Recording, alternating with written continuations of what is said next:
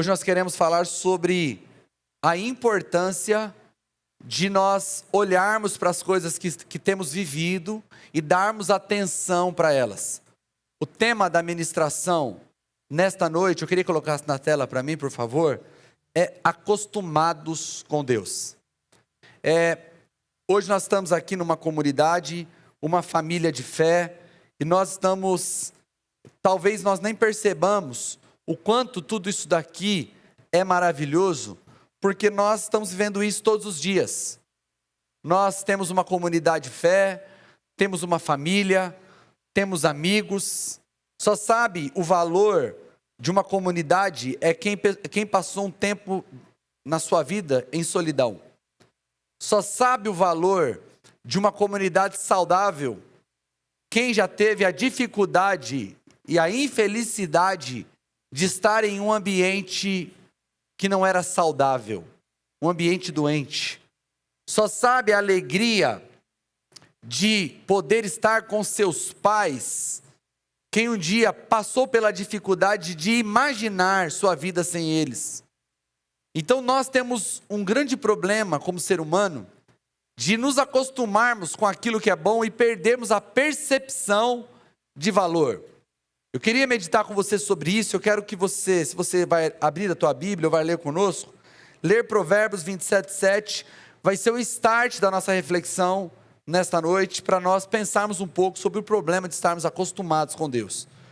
Provérbios 27, verso 7 diz o seguinte: a alma farta pisa o favo de mel, mas a alma faminta, todo amargo é doce. Esse é um provérbio básico, com uma abrangência gigantesca, porque, embora a explicação dele seja simples, ele pode ser aplicado a quase todas as áreas de nossas vidas. Salomão está dizendo que alguém que está farto, está empanturrado, pode olhar para a coisa mais gostosa e não vai sentir vontade de comer. Ao passo que quem está com muita fome, está faminto, até o amargo fica doce. E essa verdade, ela se aplica a muitas áreas. Isso quer dizer que, se você estiver com um casamento satisfeito, isso é a parte positiva do provérbio, dificilmente você vai ficar olhando para o lado. Ao passo que, se você permitir que a sua vida entre em um período de escassez emocional, se você não cuidar, e você chegar a um ponto de estar em carência profunda, você começa a olhar para aquilo que não é interessante, não é bonito, que aquilo que não é chamativo, e passa a ser. Por conta do nível que você deixou chegar, a sua carência e a sua necessidade. Aqui a fala dele, a ideia dele é sobre alimentação. Quem aqui já chegou em um lugar com a barriga cheia e de repente você olhou para aquela comida boa e você não sentiu nada? Não sentiu vontade de comer, porque está com a barriga cheia. Mas, irmão, quando a gente está com fome, eu quando era criança, não pode dar risada, mas eu gostava muito de feijão com Neston. Não me julgue, você também tem suas estranhezas, certo? Mas eu gostava de um feijão com Neston. Irmão, toda vez que eu jejuo, que eu fico uns dias sem comer, mas me dá uma vontade de comer feijão com Neston. É aquelas memórias afetivas, sabe? Quando você está com fome, irmão, você sente vontade de comer coisa que você nunca quis. Você fala, nossa, acho que agora até comeria aquilo lá. Essa é a ideia, eu estou explicando a ideia do provérbio. Agora, a questão da satisfação é uma questão muito relativa. Tem pessoa que satisfaz com menos, tem pessoa que satisfaz com mais. Mas eu fiquei trazendo a ideia do problema de se estar acostumado. A ideia de você tornar natural aquilo que é maravilhoso e você também começar a desprezar. O fato de estar cheio. O fato de você não conseguir ter espaço para sentir vontade. E isso é um problema sério, porque nós podemos estar com nossa família e estarmos tão acostumados com a ideia familiar que a gente esquece como é importante ter uma família. A gente pode estar tão farto, tão cheio da ideia de termos uma esposa que nós esquecemos o que nos fez querê-la, ao ponto de estar com ela. Nós podemos estar tão cheios, tão plenos numa comunidade, que a gente esquece como é bom estar aqui. Existem países onde as pessoas não podem congregar abertamente como a gente. Hoje é um dia de sol, um dia ensolarado, eu não sei o que você fez hoje, mas chegou o final da tarde, a tarde maravilhosa, você tomou um banho gostoso e falou, vou para a igreja com a minha família, sem nenhum tipo de preocupação em sofrer uma retaliação, em ser perseguido. Mas talvez você não tenha dado valor para isso, porque você já se acostumou com esse acesso. Hoje eu quero meditar um pouco sobre isso. O problema de nós estarmos acostumados com Deus e perdermos a percepção de valor que Ele tem. Eu quero que você abra a tua Bíblia em Mateus. Eu vou ler na Revista Atualizada. Mateus capítulo 13, versos 54 em diante. O texto diz assim: E chegando à sua terra, ensinava-os na sinagoga, de tal sorte que se maravilhavam e diziam: de onde lhe vem esta sabedoria e estes poderes miraculosos? Não é este o filho do carpinteiro? Não se chama sua mãe Maria e seus irmãos Tiago, José, Simão e Judas? Não vivem entre nós todas as suas irmãs? De onde lhe vem, pois, tudo isto? E escandalizavam-se nele. Jesus, porém, lhes disse: não há profeta sem honra, senão na sua terra e na sua casa. E não fez ali muitos milagres, por causa da incredulidade deles. A versão parafraseada da mensagem, quando diz que eles se escandalizavam, ele usa um termo muito interessante que diz que eles tinham em relação a Jesus uma indiferença e uma hostilidade. Por que eles tiveram dificuldade de reconhecer a grandeza de Jesus? O texto diz: eles estavam acostumados com o rapazinho que cresceu lá, o filho da irmã Maria e do irmão José. Aquele rapazinho lá que quando o pai dele vai fazer casa, ele vai junto, ajuda lá a segurar a serra, o Jesus, aquele Jesus. Sabe, que a mãe dele é a irmã dele estava aqui esses dias, o pai dele, lembra o pai dele? Os irmãos dele, ele vive aqui com os irmãos dele, com as irmãs dele. Eles olharam e o costume de ter Jesus ali fez com que eles perdessem a percepção. Eles não conseguiram, eles primeiro se maravilharam, depois eles se ofenderam, porque eles não conseguiram, o cérebro deles não conseguiu associar que aquelas palavras grandiosas poderiam estar saindo da boca de alguém do qual eles estavam completamente familiarizados. Aí Jesus vai dizer: não há nenhum profeta sem honra, a não ser dentro de sua própria casa. E a Bíblia vai dizer que Jesus não operou muitos milagres ali, porque eles ficaram incrédulos. Aí você poderia dizer: não, mas eles não sabiam quem era Jesus. Eles não sabiam que Jesus era Deus, eles estavam acostumados com uma pessoa comum. Por isso que eles não conseguiram crer em Jesus profundamente. Eu vou te mostrar que quem crê também passa por isso. Olha o que está escrito em Apocalipse, capítulo 2, a partir do verso 1. Ao anjo da igreja em Éfeso escreve: essas coisas diz aquele que conserva na sua mão direita as 7 estrelas e que anda no meio dos 7 candeeiros de ouro. Conheço as tuas obras, tanto o teu labor quanto a tua perseverança, e que não pode suportar homens maus, e que puseste à prova os que a si mesmos se declaram apóstolos e não são, e achaste mentirosos, e tens perseverança, e suportaste provas por causa do meu nome, e não deixaste esmorecer. Fica aí, para um pouquinho por aí. Irmãos, nós falamos esses dias sobre a igreja de Laodiceia. E era uma igreja, a igreja de Laodiceia não recebeu nenhum elogio da parte de Jesus. Nenhum. A igreja de Éfeso, a igreja que foi pastoreada por João, a igreja que foi pastoreada por Paulo, ela recebe um elogio incrível. Vocês suportaram, vocês perseveraram, vocês colocaram à prova os falsos apóstolos e perceberam que eles não eram apóstolos de verdade. Vocês têm trabalhado, eu tenho reconhecido o labor de vocês, o trabalho de vocês. Mas olha o confronto. Tenho, porém, contra ti, que abandonaste o teu primeiro amor. Lembra-te, pois, de onde caíste, arrepende-te e volta à prática das primeiras obras. E se não, venho a ti e moverei do seu lugar o teu candeeiro, caso não te arrependas. Pare para pensar.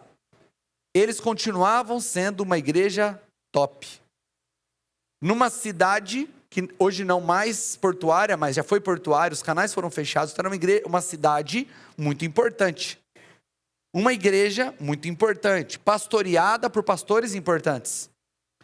Uma igreja que continuou vivendo uma vida cristã exemplar. Eles trabalhavam, eles tinham perseverança, eles tinham sã doutrina. Mas de repente Jesus chega e diz: mas eu tenho contra vocês que vocês abandonaram o primeiro amor. Arrepende-te. Lembra da onde você caiu e se arrependa. Antes que eu venha e demova, e tire do seu lugar a luz, o candeeiro. Então se arrependa. Volta, lembra, recorda, aonde foi que vocês perderam o primeiro amor. E o primeiro amor, ele não está falando daquele amor imaturo de quem não conhece.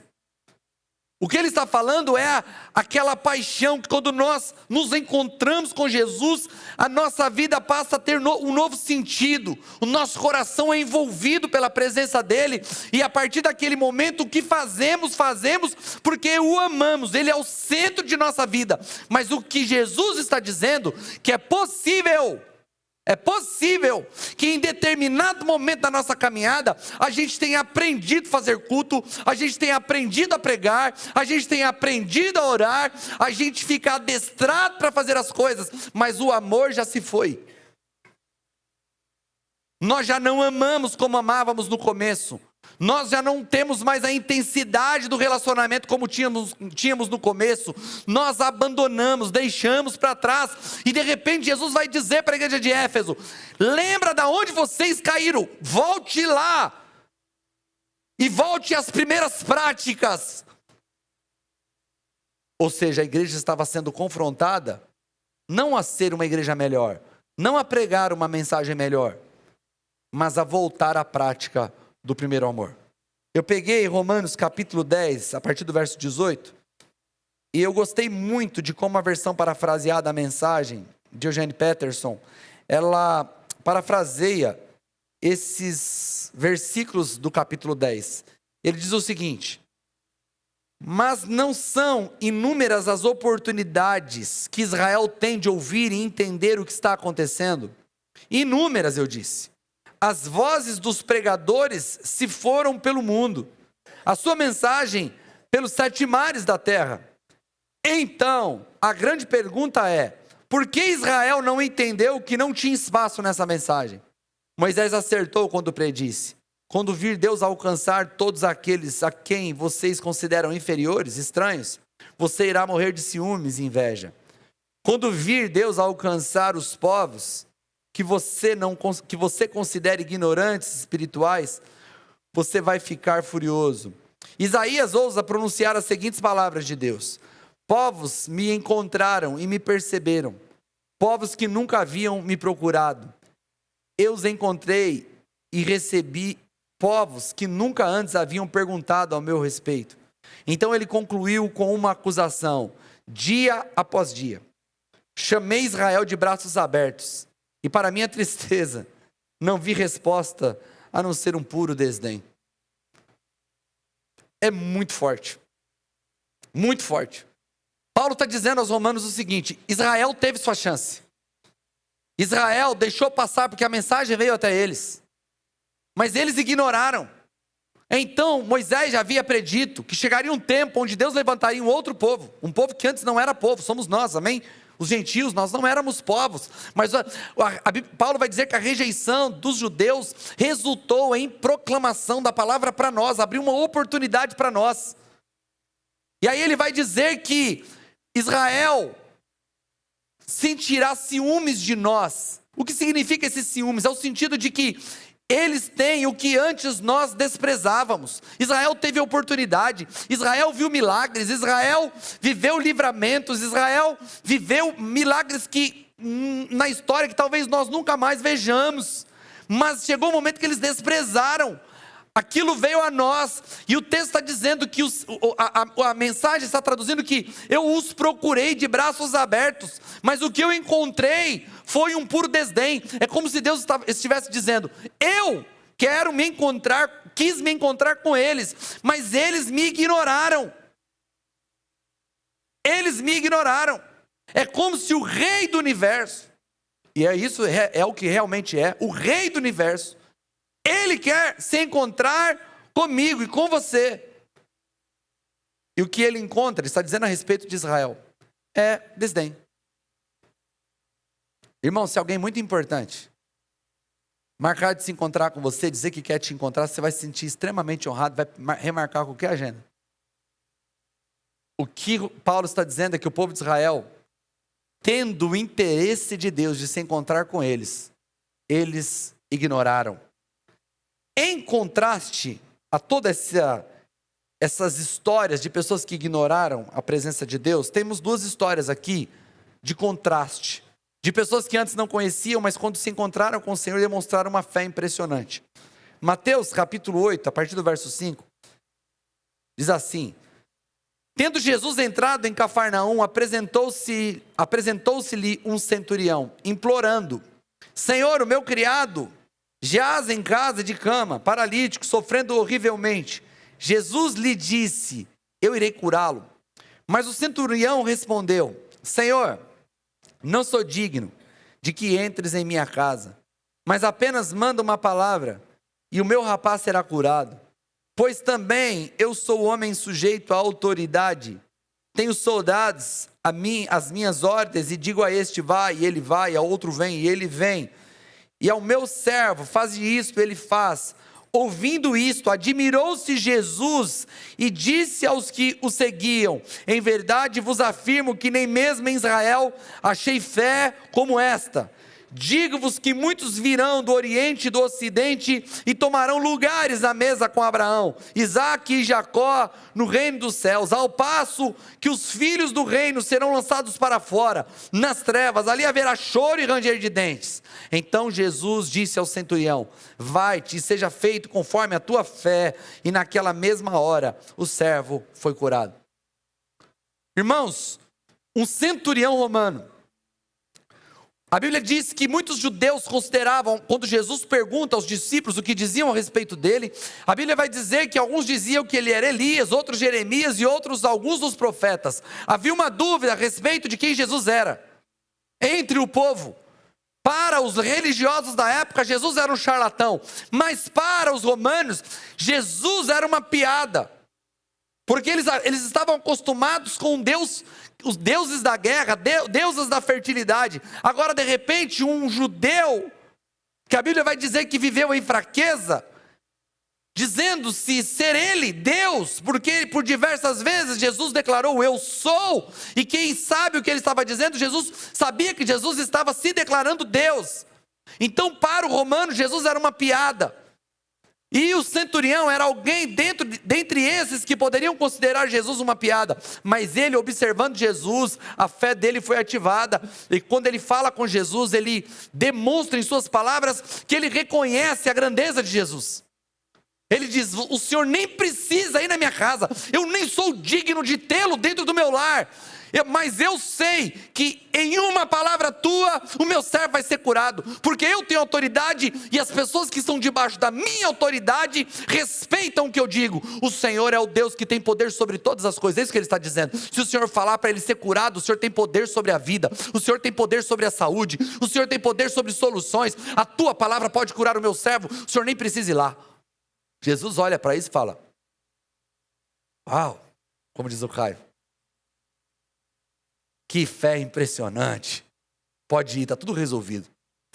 E aí nós temos outra história, Mateus capítulo 15, a partir do verso 21, o texto diz assim: partindo Jesus dali, retirou-se para os lados de Tiro e Sidom, e eis que uma mulher cananeia, que viera daquelas regiões, clamava: Senhor, filho de Davi, tem compaixão de mim, minha filha está horrivelmente endemoniada. Ele, porém, não lhe respondeu palavra. E os seus discípulos, aproximando-se, rogaram-lhe: despede-a, pois vem clamando atrás de nós. Mas Jesus respondeu: não fui enviado, senão as ovelhas perdidas da casa de Israel. Ela, porém, veio e o adorou, dizendo: Senhor, socorre-me. Então ele respondendo disse: não é bom tomar o pão dos filhos e lançá-los aos cachorrinhos. Ela, contudo, replicou: sim, Senhor. Porém, os cachorrinhos comem das migalhas que caem da mesa dos seus donos. Então lhe disse Jesus: ó mulher, grande é a tua fé, faça-se contigo como queres. E desde aquele momento, a sua filha ficou sã. Preste atenção na cena. Jesus está andando, junto com seus discípulos, e uma mulher vem gritando atrás: ei, Jesus, filho de Davi! Ei, Jesus, filho de Davi! E o texto diz que Jesus ignorava. E a mulher gritava. Isso começou a incomodar os discípulos, porque aquilo deve ter virado um escândalo.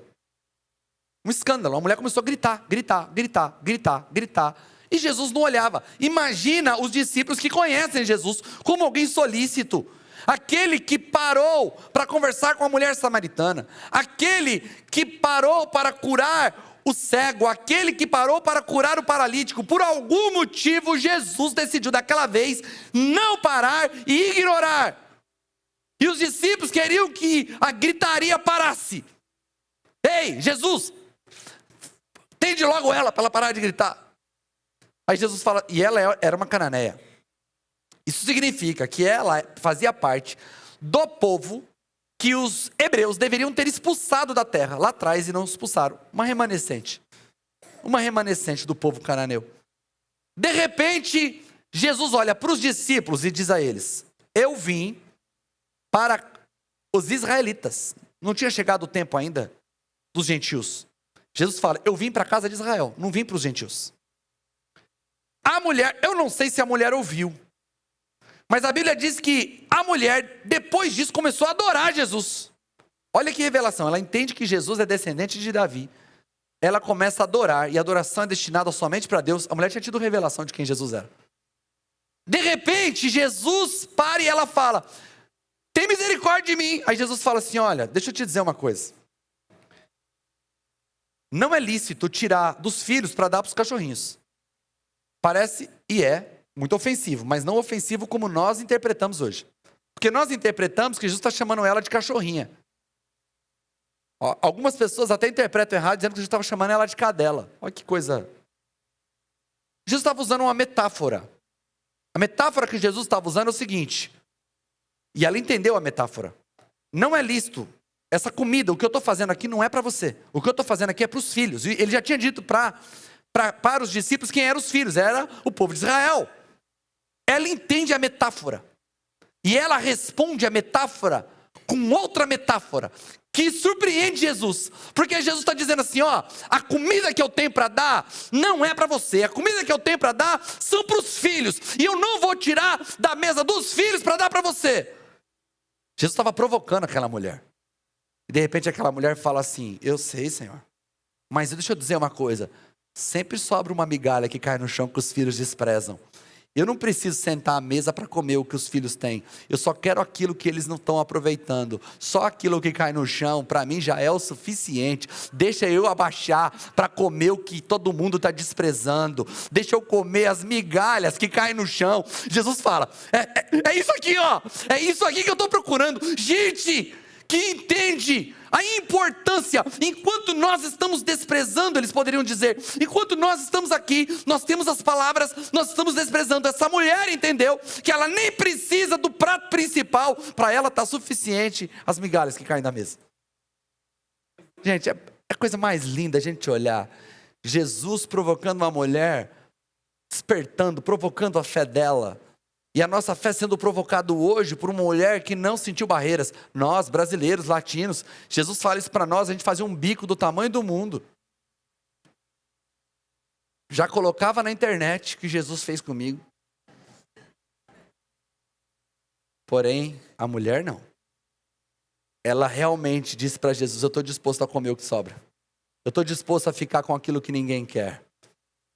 E eu quero entender isso, trazer isso para nós de uma maneira bem prática, mostrando que se nós não aprendermos a dar a honra devida para o Senhor, a nossa fé vai ser afetada por isso. Nós vimos aqui 3 histórias. Nós vimos a história de Jesus em meio aos seus amigos, às suas famílias, ao seu bairro. Nós vimos que a naturalidade em ter Jesus por perto fez com que eles desprezassem quem Jesus era. Nós vimos também a igreja de Éfeso que começou bem. Nós vimos a igreja de Éfeso que conseguiu ter performance, mas abandonou o primeiro amor. E nós também vimos o povo de Israel que tiveram inúmeras oportunidades e desprezou.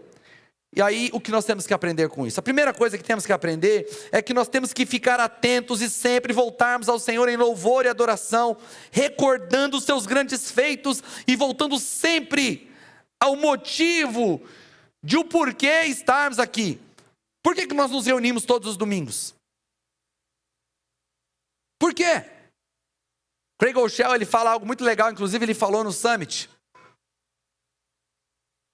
Tem sempre uma arca. Tem sempre o Noé. Toda vez Jesus ressuscita.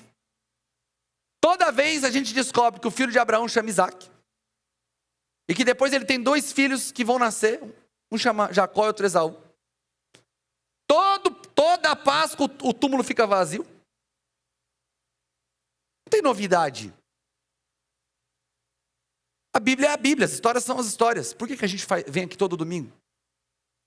Estou aqui, não tenho nenhuma pretensão de abrir a Bíblia e desvendar um segredo que nunca ninguém desvendou, para você falar, uau, o pastor Mateus leu uma coisa no texto que eu nem sabia que isso estava na Bíblia. Não é minha intenção. A minha intenção e a nossa intenção deve ser, todos os domingos nós viemos aqui, nós adoramos ao Senhor, lembramos os seus grandes feitos, falamos do seu poderoso nome, falamos de suas grandezas, para que nunca nos acostumemos com aquilo, para que sempre nos lembremos que nós estamos na presença do Rei do Universo, e que Ele merece ser adorado. Hoje a Chayane leu um texto aqui, na hora que ela subiu, e ela começou a falar sobre os novos céus e nova terra, começou a falar sobre o que o Senhor vai fazer, sobre o tempo que vamos viver. O meu coração foi lembrado que isso aqui acaba, que isso aqui é passageiro, mas que um dia nós vamos entrar na cidade santa, e na cidade santa terão ruas de ouro. Na cidade santa nós vamos ter de um lado a árvore da vida, nós teremos o rio da vida. Lá não precisaremos de luz, porque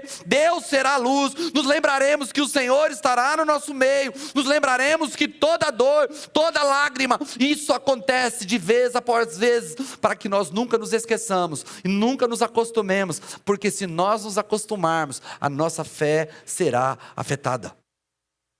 Por isso estamos aqui.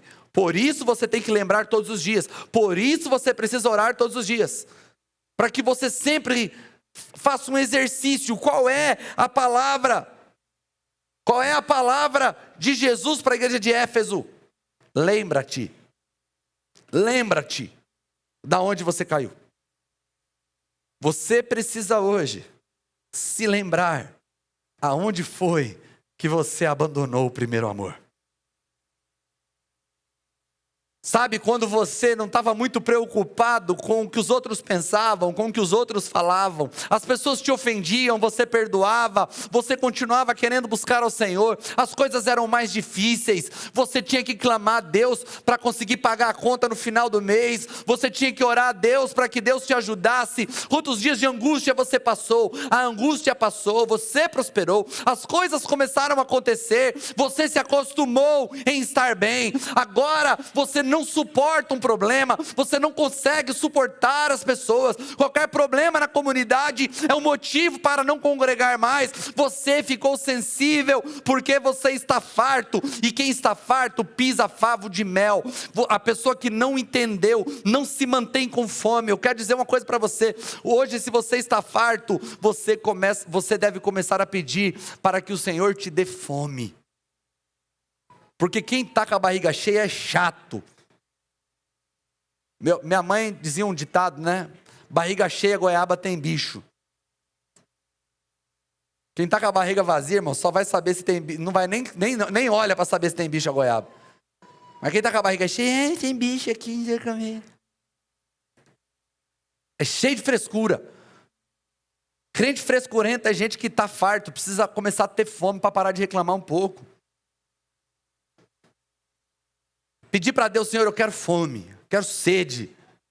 Ao ponto de nada mais ficar interferindo, parar dessas coisas que não me afetavam hoje, antes, mas me afetam hoje. Eu não quero isso, eu quero ser o crente faminto, eu quero ser o crente com fome, eu quero ser o crente que está com sede de Deus. Nós precisamos contemplar o Senhor, porque se acostumar é um processo natural. Irmãos, deixa eu dizer uma coisa, casa que tem cachorro, só sente cheiro de cachorro quem vem de fora, quem mora na casa não sente. Eu tenho cachorro em casa, mas meu cachorro não deixa cheiro nenhum, porque você mora lá. Quando a pessoa pisa na casa, tem cachorro aqui, como você sabe? Não é assim? Você vê o cheiro de alguém, aquele cheiro mais gostoso do mundo, você chega para aquele cara, rapaz, que perfume você está usando? Por quê? Pensa, o Caio é um cara cheiroso, menino. Toda vez eu quero saber qual perfume que o Caio está usando. Aí você compra o perfume, aí você passa ele, uma semana você não sente mais o cheiro, seu nariz se acostumou. Acostumar-se é um processo natural. Você chega aqui na igreja, no começo que chegou aqui, ficou impressionado, tudo era lindo, tudo era belo, maravilhoso, cada culto assim, mas com o tempo você vai passar, irmão, com o tempo você vai se acostumar com isso, e o que é impressionante, deixa de ser impressionante, se torna trivial. Quando você casou, era incrível, quando você namorava, você ficava desesperado para ver sua namorada, você queria ver ela, você queria ligar.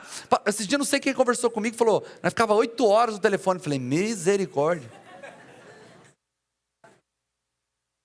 Misericórdia. Mas é paixão, apaixonado. Hoje não conversa, não tem conversa para ter 30 minutos de conversa. O costume vai tirando a intensidade da relação. Está na hora de você se lembrar um pouco de quando foi que Jesus te salvou, aquela alegria de vir para a igreja, aquela ansiedade de chegar logo domingo, de chegar logo a célula, que coisa boa, você precisa exercitar-se, porque se você não está apaixonado, é porque você não está olhando direito, porque a Bíblia diz que os 24 anciãos, eles tiram suas coroas e colocam aos pés do Cordeiro o tempo todo. A Bíblia diz que os anjos cantam santo, santo, santo. Eu fico imaginando, quando eu era criança, eu ouvia isso, eu dizia, pensa no lugar chato é o céu, porque eu pensava assim, mas que coisa chata de ficar santo, santo, santo, criança, né? Tem nada para fazer lá, né? Aí quando a gente vai crescendo, eu falo assim, gente, peraí, o anjo não é bicho bobo não, inteligente. A Bíblia diz que nós fomos feitos menores que os anjos. A diferença é que ele nos coroou de honra e de glória. É a glória dele. Mas os anjos são mais inteligentes que a gente. Se eles ficam dizendo santo, santo, santo, porque eu acho que quando olha para ele, eu acho que nós vamos ser assim, né? Quando a gente chegar lá, que a gente olhar, eu vou conversar com ele, a gente vai estar na fila ali, sim, estou brincando, tá, irmão? Estou pensando, imaginando, estou na fila, assim, eu com o João. E aí, João, o que você vai falar para ele? Não, eu quero falar um negócio com ele. Aí quando eu e o João passar pelas portas, nós dois caem de joelho e começa santo, santo, santo. Aí depois de um tempo, o João, você não perguntou nada. Aí, cara, eu não posso nem olhar para lá que eu já quero adorar. Porque quando a gente olha para o Senhor, a resposta é a adoração. Nós precisamos olhar para o Senhor, irmãos, o que nós temos de Deus é Jesus, Jesus é a revelação, mas nós não temos toda a dimensão. Eu entendo você, eu também passo por isso. Quando nós olhamos para a natureza, nós também nos acostumamos a acharmos que tudo isso é natural. Essa semana eu fui atendido por um profissional, e nós estávamos conversando sobre o sono, e ele começou a falar para mim o que acontecia no sono, o que o corpo faz, o que o cérebro faz no sono profundo, o que o cérebro faz no sono REM, o que o cérebro faz no sono essencial, o processo que acontece durante uma noite enquanto nós estamos dormindo. Ele falando aquilo, eu falei, doutor, você me desculpa, o senhor está falando um negócio, mas não tem como não ver Deus em tudo que o senhor está falando. Só de que ele era cristão também, senão já ia arrumar uma discussão ali. Aí ele falou assim, Mateus, você falou a verdade, cara, porque não crer em Deus é você acreditar que você vai pegar uma sopa de letrinha, vai jogar ela no vento, e quando ela cair, vai cair um poema no chão.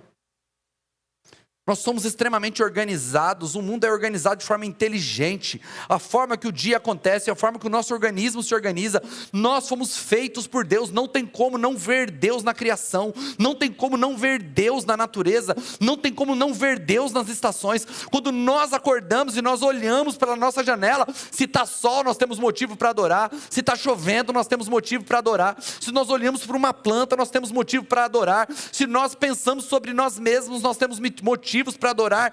Nós temos que exercitar a nossa mente em adoração, para nós não cairmos no perigo de nos acostumarmos com uma coisa que é tão incrível. Se esse é o seu caso, eu não quero que você se sinta culpado.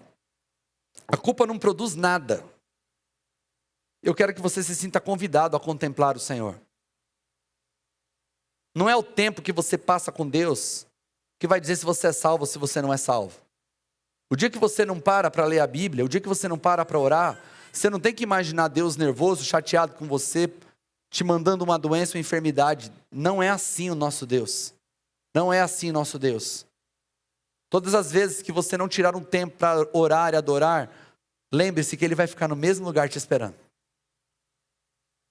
Essa mensagem é um convite à contemplação. É um convite a você entender que o Senhor está te esperando para uma relação profunda.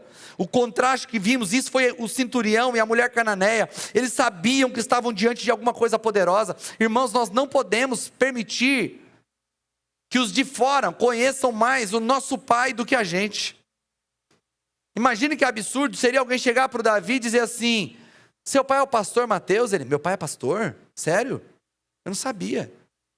Sim, o seu pai é martelinho de ouro. Meu pai é martelinho de ouro? Meu filho não pode ter surpresa sobre o que faço e o que sou. A gente não pode viver surpreso com quem nós precisamos viver, extremamente apaixonados pelo que o nosso pai é. Nós não podemos permitir que os de fora venham aqui e se impressionem que nós estamos vivendo aqui. Nós precisamos nos impressionar. O que Deus está fazendo na nossa igreja é a coisa mais linda. Irmãos, eu nasci dentro da igreja, nós estamos vivendo um período de avivamento. É tanto testemunho de salvação, de cura, de transformação. Hoje pela manhã, um rapaz me parou no meio do caminho, Adilson é o nome dele, e ele falou: pastor, eu preciso te contar um testemunho. E eu demorei até para entender, porque ele estava emocionado, então um monte de gente tentando me abraçar, eu nem estava entendendo direito o que estava acontecendo. E ele falou assim: pastor, esses dias o senhor estava pregando, e o senhor falou assim: Deus continua curando. Se Ele não te curar, Ele não te deve nada. As palavras que eu falei: não te deve nada, porque Ele é Deus e não te deve satisfação. Ele falou, foi duro, né, na mensagem, né? Mas Ele continua curando se você crer. E ele falou assim: eu creio. Ele falou: eu estava com câncer, estado terminal. O médico ia tentar remover os meus testículos, a minha próstata e a minha bexiga para tentar atrasar um pouco a minha morte. Naquele dia eu saí daqui dizendo: o Senhor me curou. Essa semana eu fui fazer os ultrassons. Eu não tenho mais nenhum tumor no meu corpo. Nenhum tumor no meu corpo. Ninguém impôs a mão nele. Ninguém orou por ele. Essas coisas costumam acontecer em tempos onde Deus está abrindo uma porta de oportunidade para nós. Deus está nos dando a oportunidade de viver uma coisa que vai marcar a nossa história. Nós precisamos nos agarrar a isso, nós precisamos nos abraçar e dizer: nós vamos viver a intensidade do convite de Deus. O Senhor está nos convidando para viver algo impressionante. Eu não vou deixar passar, porque eu tenho um monte de coisinha para reclamar, um monte de probleminha. Está na hora de você dizer: eu estou diante do Todo-Poderoso. Eu estou diante de algo que eu não vou deixar passar. Eu vou me agarrar aos pés. Eu sou o filho fominha. Se depender de mim, migalha nenhuma vai cair no chão. Não vai cair não, porque eu vou comer tudo que Deus pôr à mesa eu vou comer. Eu estou com fome, eu estou com sede. E se está faltando fome e sede, eu quero que você ore hoje dizendo: eu quero fome, eu quero ser fominha, eu quero... Irmão, tem irmãos aqui que estão com uma fome. Tem um Rafa aqui, irmão. Cadê o Rafa? Está aí atrás ainda? Aí, cadê o Rafa? Tem tanto Rafa na igreja, né, irmão? Pelo amor de Deus. Mas tem um Rafa aqui que ele vem 2 cultos. Se tiver 3, ele vem nos 3 cultos, irmão. Eu vejo ele o tempo todo aqui. Falei: Rafa, você está muito crente, Rafa. Você está mais crente que a gente. Ele fala: tô doido para viver isso aqui. Estou feliz. Irmãos, está na hora de Deus começar a colocar, você deixar Deus colocar uma fome no teu coração que você nunca sentiu, ou se já sentiu, está na hora de você se arrepender e voltar naquele lugar que você nunca deveria ter saído. Nunca deveria ter saído. O Senhor hoje está te dando uma chance para que você se arrependa. Eu quero concluir com 2 questões aqui bem simples. A primeira delas é: existe um perigo real. Quando nós nos acostumamos, nós podemos passar a desprezar, e se nós não nos arrependermos, podemos abandonar. Quantos de vocês já cogitaram abandonar a fé? Quantos de vocês, nos últimos meses, começaram a questionar o que você crê? Frieza espiritual, apostasia em corações que já foram aquecidos mas que começaram a desprezar as coisas simples, começaram a desprezar o tempo devocional. Irmãos, nós precisamos desesperadamente colocar Deus em nossa agenda. Eu tenho trabalhado com a liderança dessa igreja de maneira muito incisiva a respeito de agenda, a respeito de organização e gestão do tempo. Nós precisamos fazer isso para que Jesus tenha espaço na nossa agenda. Pastor, mas eu não sei o que falar, eu não sei o que fazer. Comece a ler as Escrituras. Não sabe o que orar? Abra os Salmos e comece a orar os Salmos. Não sabe como é orar? Pega o Pai Nosso e ora o Pai Nosso todo dia. Pastor, mas isso é muito repetitivo. É para você não se permitir se acostumar e esquecer, para que você continue vivendo uma vida de profundidade, de relacionamento e de intimidade com o Senhor. Eu queria convidar você a ficar em pé. A última questão é que você não se esqueça que essa mensagem é um convite à contemplação. O Senhor está te convidando a olhar para Ele nesta noite. Quero muito te convidar a orar neste momento. Talvez você já esteve mais apaixonado pelo Senhor em algum momento de sua vida. Talvez em algum momento seu coração queimou pelo Senhor. Mas você se esqueceu. Você está fazendo força para continuar. Antigamente era natural e fluido, hoje é penoso. Você já foi daquele tipo de gente que dava para contar. Aquele tipo de gente feito para ser braço direito. Aquele tipo de gente imprescindível para a obra do Senhor. Mas hoje você se tornou alguém irrelevante e dispensável, porque você se pôs nesse lugar de frieza e de indiferença. O Senhor hoje fala para você, como falou a igreja de Éfeso: lembre-se de onde você caiu, volta lá e se arrependa, antes que a luz se apague. Eu quero que você faça uma oração muito humilde e reverente diante do Senhor, dizendo: Senhor, me ajude a voltar naquele lugar. Eu quero que você faça essa oração. É o seu tempo. É o tempo de você responder. Se você responder a essa mensagem.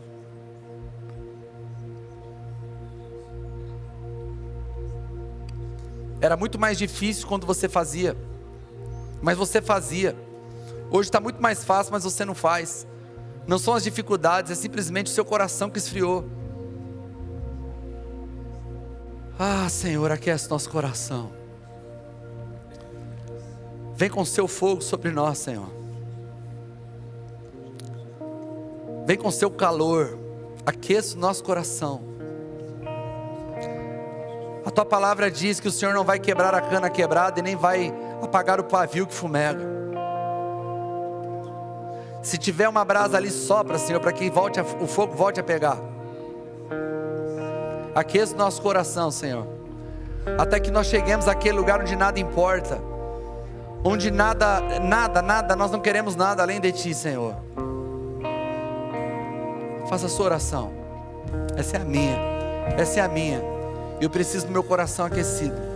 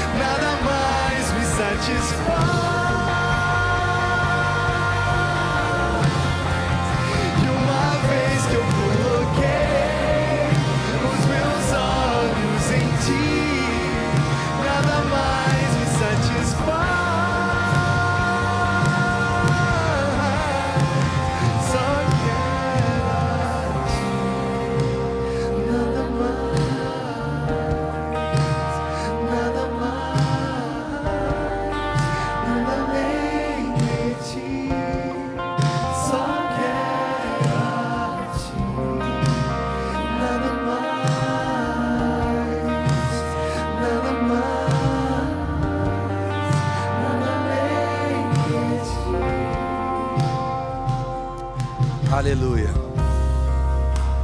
Não tem como nós pregarmos uma mensagem dessa e nós não abrirmos aqui algumas oportunidades. Não tem como. Primeira oportunidade que eu quero abrir nessa noite é para você que ainda não entregou a vida para Jesus, ou você que estava afastado dos caminhos do Senhor.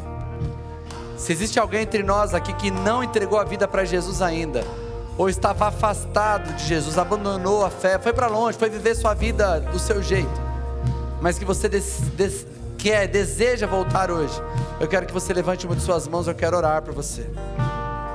Aonde você estiver. Temos ali atrás, irmão. Parabéns por sua decisão. Temos outra pessoa lá atrás também. Mais alguém? Temos aqui na frente também.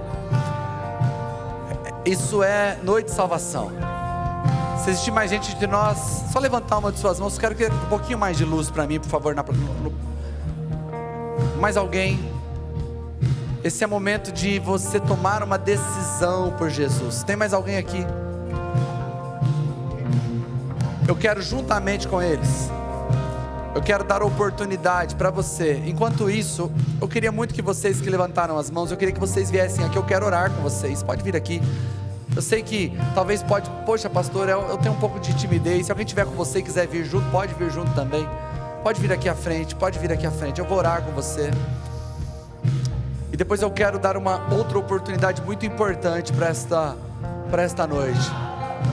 Temos mais alguém lá atrás? Se quiser, pode vir aqui, vem aqui também. Glória a Deus, ainda dá tempo. Se você está aí e você tomou uma decisão por Jesus, você pode aproveitar o que Deus está fazendo. Você pode aproveitar o que Deus está fazendo. Essa é noite de salvação. Essa é noite de salvação. Essa é noite de salvação. Eu gostaria de orar com vocês. Antes de nós darmos uma nova oportunidade. Inclusive vocês podem ficar aqui depois que eu orar. Eu quero que vocês orem assim: Senhor Jesus, nesta noite, diante desta comunidade, nós reconhecemos que Tu és o Senhor, o dono de nossas vidas. Senhor, reconhecemos que o Senhor morreu e ressuscitou dentre os mortos para me salvar. Eu me arrependo dos meus pecados. Me aceita, Senhor, como Teu filho, em nome de Jesus. Amém. Vocês reconhecem essa oração como a oração de vocês? Amém? Vou orar por vocês agora. Como que é seu nome? Nicolas. E o seu? Victor e Nicolas. Senhor, eu quero orar pelo Victor e pelo Nicolas, Senhor. Pai, eles tomaram uma decisão de entregarem suas vidas para Ti, Senhor. Eu não sei qual é a circunstância que eles vieram, se eles estavam longe ou se eles nunca tinham feito essa oração. Pai, mas nós os abençoamos. A Tua palavra diz que os pecados que nós perdoarmos seriam perdoados. Eles se arrependeram dos pecados dele. Nós declaramos perdão de pecados sobre eles. Nós declaramos, Senhor Jesus, um novo tempo, que eles possam desfrutar de uma família e que eles possam desfrutar da alegria de ter tido seus pecados perdoados, Senhor. Que eles possam viver um novo tempo sobre a vida deles, Senhor, em o nome de Jesus. Amém e amém. Você pode ficar aqui, pode ficar aqui. Eu quero aproveitar para terminar esse culto orando por você. E eu quero que você também tome uma decisão de vir aqui na frente. Você que entende que você está vivendo um tempo onde você já não está vivendo na mesma intensidade que você vivia.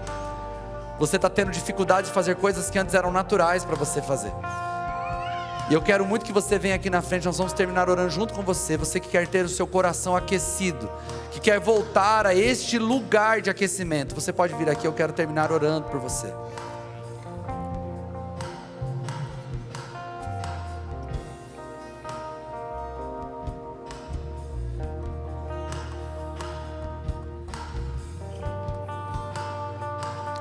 Eu falei pela manhã e eu repito: se eu tivesse ouvindo essa palavra, eu fui o primeiro que eu vi. E Deus sabe que eu preciso desse calor. Quanto mais compromisso nós temos, menos Jesus vai sendo priorizado. Eu preciso da mesma oração que todos vocês que estão tomando essa decisão precisam. Eu não estou satisfeito com a vida que eu tenho levado com Deus. Eu preciso de mais. Eu preciso de mais. Eu preciso de mais. Já doeu mais para mim do que tem doído ficar longe.